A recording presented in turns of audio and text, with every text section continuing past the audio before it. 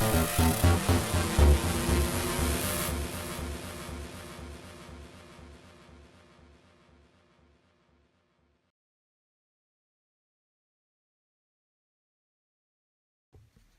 right, Doc. Hi, Dave. I hope you can really help me out. I used to be on steroids for 20 years, stopped 2 years ago. Ever since I have stopped, I have no sex drive whatsoever, can't get hard at all. Most of my courses have been between 750 to 1200 milligrams of test a week on my courses. I never did PCT, used to come off between 4 to 6 weeks, then back on. I'm sorry, there's no punctuation on this whatsoever, so I'm sorry I'm butchering this. I've seen few doctors now and endocrinologists. I was but on Clomid and Arimidex, still no drive. Also have done HCG, no luck still. My doc did try TRT. I felt no better. Said my receptors have desensitized. I've been told it's not receptors. I've also been told my body has got used to high levels of testosterone. He's asking questions. That's why I'm giving inflection. I don't know what to do. I don't seem to be getting any help with the doctors. All my bloods are good. My testosterone, 26 nanomoles. That's 761 nanograms per deciliter. FSH, 8.5, LH 6.5, estradiol 55, SHBG 64, prolactin 228, progesterone 1. I've had no more bloods done in the past. Everything is in range. Why do I have no sex drive? Just can't turn it on. And any help would be great to hear soon. Regards, Mark. Okay, so again, I have a little bit of a problem with the numbers because, if it's, again, picograms per milliliter of estradiol, boom, we got a problem right there because you're at least 3 to 4 times optimum there. I don't care what the normal ranges are. We've talked about this. It's not even close to optimum. When estrogen's high, it can totally ruin everyone's different the way it works. Some people, I see their sex drive go through the roof with extra estrogen. Some people, it buries their sex drive. Some people have too low an estradiol and they can't get an erection. Some people, it makes it, a big difference to have it, no pun intended. Somewhere, in between there. So prolactin 228 does not sound like a normal range. He says it's in range. Again, maybe it's because the numbers don't jive with the US numbers I'm used to seeing, but I'm trying to imagine what that could be. Again, but 761 nanograms per deciliter, that doesn't impress me. Because yes, the range, depending on what lab he's using in his country, here it's 250 to 1200, let's say, with LabCorp. We've known since the 1960s, and they used to use total, so we're going to use total here, that in replacement dosages, 800 nanograms per deciliter or above must be achieved to see clinical benefit. Forget about the numbers again. Now we're talking about replacement therapy, whether you've been on steroids forever or not, or whether you're just a guy that's hypogonadal that needs replacement. We've known since the 60s. One of this is not a plug for my website because my website's old and it's going to get replaced, but I have an article on there from the 60s that states just that. It is a matter of fact. We've gone through this before. So it sounds like there's a few things going on. One, we got to get your estradiol down because it's way too high. Like I say, 3 to 4 times where it should be. 2, that level of testosterone ain't cutting the mustard. Okay, by what we know. Again, everyone's different, so I'm just talking by the numbers here.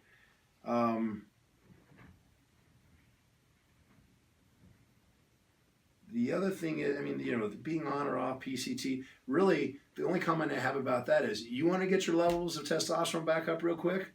Forget about PCT.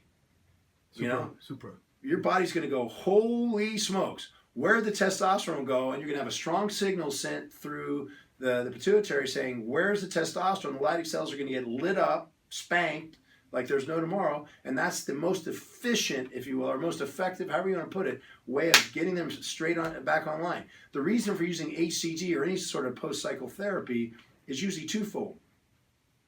One, you want to make sure there's no extra estrogen, which if there's no testosterone, there won't be any extra estrogen. But just in case your body starts to come back, and because you've had such a high level of testosterone, whatever testosterone you make is getting converted to estrogen, then you want to keep that down. But the other reason is I call the testicles diesel engines. It takes a while to get those puppies fired back up again. So you want to, leading into stopping whatever you're doing, if you're stopping because you want to get pregnant, again, I'm dealing with people that are on hormone replacement therapy, quote unquote, legitimately, as opposed to just bodybuilders that want to do it. But it's the same principle, okay? You're coming off, start getting those testicles going again. I refer to the pituitary as a gas engine. As soon as it needs to turn on, man, it turns on and sends a signal. But your testicles are going, whoa, wait a minute, I've been snoozing here for a while because I've been on a cycle for 6 months. Yeah. It takes them a while to get going. So use HCG beforehand, not for necessarily any better effectiveness, although I guess you could argue, based upon what I'm saying, it might help you get back to snuff, up to snuff faster. But man, the pituitary signal will be much stronger, let's say, if you do nothing, because there will be no testosterone once you shut off the faucet, obviously, of the exogenous T. These numbers, your LH, your body is still sending a signal with an LH of 6.5, despite your total testosterone of 761 nanograms per deciliter. That's a pretty decent level of luteinizing hormone, saying that, hey, your brain, your body's not happy with that level. It's still sending a strong signal. So maybe it is an issue of your testicles. Just, again, if he's been on steroids for 20 years, what does that mean? I'm hoping that means, I don't mean to say it that way, my guess would mean he's probably 40 years old, roughly, right? Yeah. Roughly. Yeah. So you're probably a candidate for hormone replacement therapy, or you're at least possibly, right? So again, based on what I said about the numbers, these are just numbers. You're not going to get therapeutic benefit until you get above that 800 nanogram per deciliter mark. And even more important is the free testosterone. We got to get you up there to a higher number. If you started when you were 15, then maybe you crashed the boards, we call it, where while you're building your HPA axis, like a motherboard, you're putting little things that look like Lego chips on there, and it just blew everything. Then maybe you'll never get back to normal. I hate to say never, but it'll be a lot more difficult to, just like a girl who goes on birth control at age 25 and then stops at age 35. Boom, within a month to 3 months, she can get pregnant again because her body just says, okay, no more of that anymore. I'll get back to normal.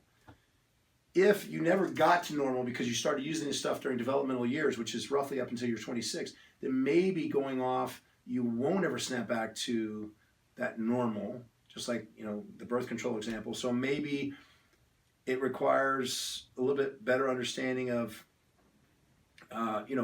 what the right level of TRT is, and everybody's different, and who cares? Right. If you got to use TRT, let's find the level that makes you feel better, right? Okay, and work better. Right. So that would be the first thing.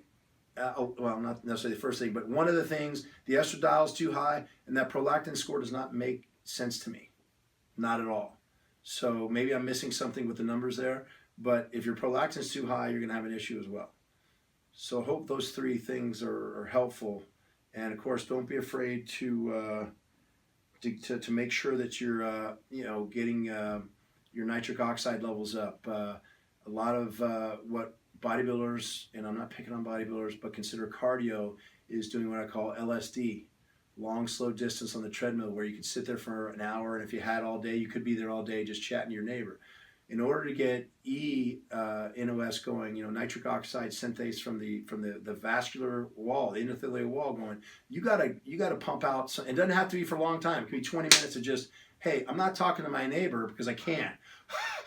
I'm breathing hard. You're activating that nitric oxide. Just having that open up the blood vessels in the penis, which is that where that nitric oxide synthase is mainly, and or best. That's the best one for the penis.